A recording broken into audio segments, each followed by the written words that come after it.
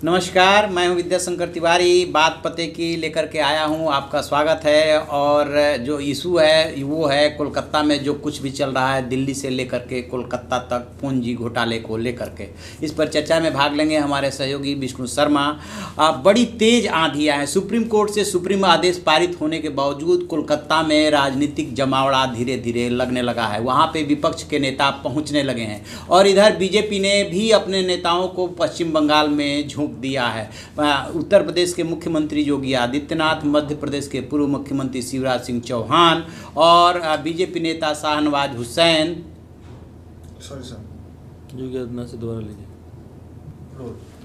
BJP ने भी अपने फायर ब्रांड नेताओं को झोंक दिया है। उत्तर प्रदेश के मुख्यमंत्री योगी आदित्यनाथ, मध्य प्रदेश के पूर्व मुख्यमंत्री शिवराज सिंह चौहान और शाहनवाज हुसैन की वहां पे सभाएं लगाई गई थी। पहले एक सभा योगी की कैंसिल हो गई थी क्योंकि उनके हेलीकॉप्टर को उतरने की इजाज़त नहीं दी गई थी, लेकिन इस बार योगी पहुंचे और उन्होंने सभा भी की। एक तरफ ममता बनर्जी कहती रही कि किसी की सभा नहीं रोकी गई है और दूसरी तरफ उनके एसपी का बयान आता रहा कि जो सभा हो रही है बिना अनुमति के हो रही है। तो इस पर हम चर्चा करेंगे कि ये क्या है, सियासी ड्रामा सियासी लाभ के लिए है या वास्तव में कोई वहाँ पे संवैधानिक संकट टाइप की स्थिति पैदा हो रही है। विष्णु जी, क्या लग रहा है? बीजेपी के एक नेता हैं वसीम रिजवी, उन्होंने ट्वीट किया है जी, हाउ इज़ द खौफ, हाउ इज जोश की तरह हाउ इज खौफ। तो जो हाउ इज़ द खौफ है वो अपने आप में काफ़ी कुछ कहता है कि ममता बनर्जी वाकई में परेशान है। जो हो रहा है पश्चिम बंगाल में उसकी एक बड़ी वजह है। एक लाइन से उसे लग रहा है कि अब इसके फ़ायदे भी हैं, नुकसान भी हैं। फ़ायदा ये है कि अगर वो बीजेपी को निशाने पर रखते हैं तो लेफ़्ट, इसमें बिल्कुल लेफ़्ट मतलब हाशिए पे चली जाती है। तो अगर निशाना सीधे रखना है बीजेपी वर्सेस ममता, तो उसका सीधा सीधा फ़ायदा है। ये एक रणनीति हो सकती है। और दूसरा है वाकई में वो खौफ है। जो बात ये खौफ है, योगी आदित्यनाथ की जो पहली रैली होनी थी बालूरघाट में, उसको उन्होंने कैंसिल करा दिया। मोबाइल के ज़रिए वो वहाँ पे उन्होंने संबोधित किया।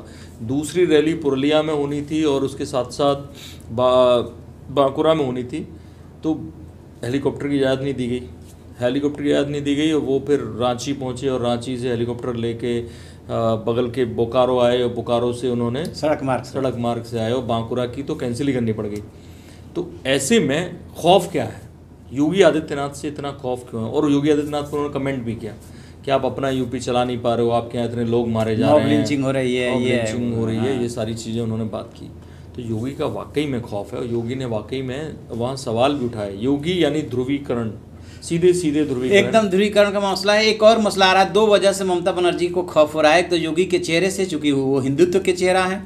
दूसरा मसला ये आ रहा है कि जो माणिक मजूमदार उनके पीए हैं, उनसे सीबीआई 3 घंटे तक पूछताछ कर चुकी है और जो सीधे ममता बनर्जी पे अटैक है क्योंकि उनकी पेंटिंग्स जो है इन दोनों कंपनियों ने 2 करोड़ में खरीदी। तो वो राजीव कुमार के लिए नहीं बल्कि उनके इर्द गिर्द जो लोग हैं उन तक जो सीबीआई ने नोटिस जारी किया उसको लेकर बहुत ज़्यादा परेशान है। उन्होंने ये बात बोला भी था। पुरानी कहावत है कि घर का भेदी लंका ढाए। हाँ। मुकुल रॉय पहुंच चुके हैं। हाँ। और काफ़ी हद तक अब उन्हें रणनीति का अनुमान है ममता बनर्जी की। तो एक तरफ तो सीबीआई के कानून रूपी हाथ उनके गर्दन तक पहुंच रहे हैं और दूसरी तरफ योगी जैसा जो चेहरा है, चूंकि कहा यह जाता है कि पश्चिम बंगाल में 37% मुस्लिम्स हैं, बहुत साफ सी बात है।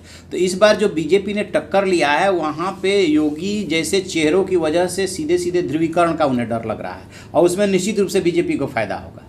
वो है नेचुरल है। लेकिन शिवराज की भी आप रोक लगा रहे हो। चलो योगी आप समझ सकते हो, शिवराज की कल रैली होनी है और खड़गपुर में होनी है, तो अब शिवराज सिंह कह रहे हैं कि मुझे भी नहीं आने दे रही। शिवराज तो ऐसे आक्रामक चेहरे भी नहीं है, ठीक है, वो लोकप्रिय हैं, वो सही बात है। लेकिन शिवराज की रैली पे क्यों रोक लगा रहे हो आप? खड़गपुर में उन्हें परमिशन नहीं मिली हेलीकॉप्टर उतारने की। फाइनली वहाँ कोई एयरबेस है जहाँ वो उतार कर रैली में जाएंगे, ऐसी बात की जा रही है। शाहनवाज हुसैन मुस्लिम, उनको भी नहीं दी जा रही है। शाहनवाज हुसैन बीजेपी का मुस्लिम चेहरा है और शाहनवाज तर्कों में मेरे ख्याल से उनको के प्रवक्ता रहे हैं, उनको काटना बड़ा मुश्किल होता है। उनको मुर्शिदाबाद में रैली आज करनी थी, उनको इजाज़त नहीं मिली और फाइनली वो जा रहे हैं। मुझे पता नहीं एग्जैक्ट अभी पोजीशन क्या है कि उनकी रैली हो पाएगी नहीं। लेकिन एक आरोप बीजेपी भी तो लग रहा है कि आप सीबीआई के माध्यम से जो है चुनाव के ऐन मौके पे राजनीति कर रहे हो और ध्रुवीकरण की राजनीति कर रहे हो, बीजेपी पे भी आरोप है इस नहीं, ये दोनों बातें। ध्रुवीकरण की राजनीति अगर जैसे आप बोला जाता है वो नेचुरली है, बीजेपी की पहचान बन चुकी है। अगर आप वो आरोपों में उन्हें हमेशा यही कहा जाएगा वो ध्रुवीकरण की राजनीति कर रहे हैं, और वो बोलेंगे कि हिंदुत्व की राजनीति कर रहे हैं। अगर तो हिंदुत्व सुप्रीम कोर्ट ने क्या बोला था वो उनके जो बयान रहते हैं वो रहेंगे, उस पर कोई बहस की तो गुंजाइश। ये माना जाए कि सीधा सीधा ये सियासी मामला है, बेशक जो है सियासी है। और सीबीआई का जो मसला है, जो शारदा चिट फंड केस था और ये था, वो शुरू से ही सियासी है, क्योंकि सियासी नेता उसमें फंसे हुए हैं। और जिस तरह से एसआईटी बनी और जो एसआईटी के चीफ को आपने कोलकाता का कमिश्नर बना दिया, अगर सीबीआई के जो आरोप हैं कि उन्होंने सबूत पूरे नहीं सौंपे, पूछताछ वो करने नहीं दे रहे हैं, फाइनली सुप्रीम कोर्ट ने जो इजाज़त दी, तो ऐसे में वो मामला सियासी शुरू से ही चल रहा था। बीजेपी भी, मुकुल रॉय अगर बीजेपी में आ गए तो क्या वो बरी हो गए उस मामले से? ये भी बात है, ये भी सवाल उठ रहा है कि भाई बीजेपी में आ गए तो गंगा नहा लिए। इसके अलावा जो ममता के वहाँ धरने पर बैठने को लेकर के आरजेडी नेता तेजस्वी यादव, चंद्रबाबू नायडू वगैरह वगैरह पहुँच रहे हैं, तो वो भी कहीं ना कहीं सियासी माइलेज लेने की ही कोशिश है। नहीं, नेचुरल है। अब उनके पास कोई केंद्र में सत्ता नहीं है, और ये होता है। एक दौर में कभी कांग्रेस के खिलाफ पार्टियां एकजुट हुई थी, अभी ये पार्टी के बजाय एक दो लोगों के खिलाफ एकजुट है। तो ये माना जाए कि आगे और भी ज़्यादा लामबंदी होगी, और भी ज़्यादा संघर्ष की राजनीति होगी। बिल्कुल होगी, लेकिन दिक्कत यही है कि महागठबंधन जिसे कहा जा रहा है वो तीसरे मोर्चे की तलाश में है। उनमें से कुछ लोग, वो किसी को भी एक चेहरे को पीएम मानने को तैयार नहीं है। और जब तक एक नेता के जवाब में एक नेता नहीं आएगा, ये इनको लाभ मिलना उतना आसान नहीं है। तो ना नवीन पटनायक इंटरेस्ट ले रहे हैं, ना केसीआर इंटरेस्ट ले रहे हैं, वो लोग तीसरे मोर्चे की तैयारी कर रहे हैं। और ये लोग एक तरह से कांग्रेस को साथ रखे भी हैं और कांग्रेस को साथ नहीं भी एक तरह रखे से हैं। तीसरा मोर्चा जो उनके साथ भी हैं, जैसे अखिलेश यादव और मायावती, वो एक तरह से आप उसी अलग मोर्चा, वो साइलेंट मोर्चा हो गया अखिलेश यादव, और ये लोग भी पीएम पे राहुल को तैयार नहीं है। तो माना जाए कि एक पूरा का पूरा सियासी मसला है और ये आगे बहुत लंबा खींचेगा, क्योंकि चुनाव है। लेकिन ममता बनर्जी को खौफ है, योगी का खौफ कम से कम है। हाँ। ये तय मान लीजिए आप। हाँ। लगातार 3 रैलियों में उन्होंने अड़ंगा डाला है। इसका मतलब योगी का जो फैक्टर है वो यहाँ काम करने जा रहा है बीजेपी के। चलिए, ममता बनर्जी बेशक विपक्ष का जमावड़ा लगाएं और लोकतंत्र खतरे में है, संघवाद खतरे में है का नारा दें, इस बहाने विपक्ष एकजुट भी हो रहा है। लेकिन कहीं ना कहीं उन्हें खौफ है, योगी का भी खौफ है, सीबीआई का भी खौफ है। और यही वजह है कि जब अंदर से खौफ होता है तो शोर ज़्यादा मचता है, क्योंकि उससे भीड़ जुटती है। वही ममता बनर्जी अपना काम कर रही है, बीजेपी अपना काम कर रही है।